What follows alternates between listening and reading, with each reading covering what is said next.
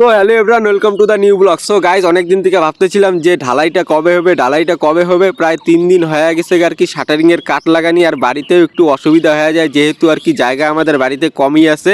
তো তার জন্য আর কি তো শাটারিংয়ের কাঠ লাগানি হয়ে গেছে, 3 দিন হয়ে গেছে। তো তারপরে আর কি আজকে মিস্ত্রি লেবার সবাই আসলো, তো আসার পর তারপরে আর কি শাটারিংয়ের কাঠের ভিতরে আর কি প্লাস্টিকটা যে লাগাইতে লাগে, তো সেই লাল কালারের প্লাস্টিকটা, পাতলা ফিলফিলা প্লাস্টিক লাগাই দিল একদম চারোপাশেই আর কি।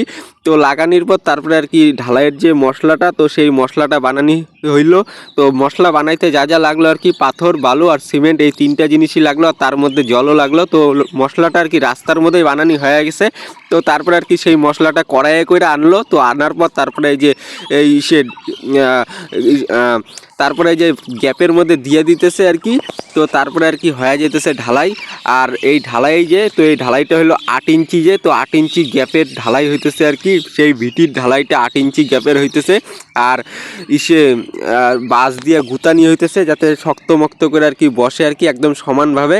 আর তোমাদের মনে হতে পারে রডগুলা মাঝখানে কিসের জন্য দেওয়া, এটা হলো মজবুত যাতে থাকে আর কি এই ওয়ালটা যে, তো সে ভিটির যে ওয়ালটা আর কি একদম তো এটা যাতে মজবুত থাকে আর কোনো দিন যাতে কোনো অসুবিধা না হয়। তো তার জন্য আর কি এই টাইপিংয়ের রডগুলা দেওয়া আর কি মাঝখানে। আর তার মাঝখানে আর কি সে খুঁটিরও রড দেওয়া আছে, সেটা তোমরা দেখতেই পারলা।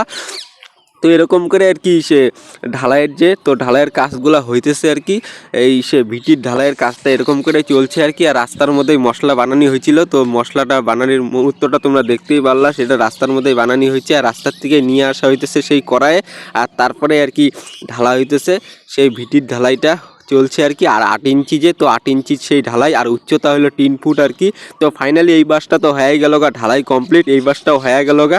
তো তারপরে এই পাশটাও কমপ্লিট হয়ে গেল, তারপরে ওই পাশটা হইতেছে। তো ফাইনালি আস্তে আস্তে তারপরে ঢালাইটা পুরো কমপ্লিট হয়ে গেল। তো এই ঢালাইটা নিয়ে একটু টেনশনে ছিলাম যে কবে ঢালাই হবে। তো ফাইনালি আজকে আর কি ঢালাইটা কমপ্লিটলি হয়ে গেল গা।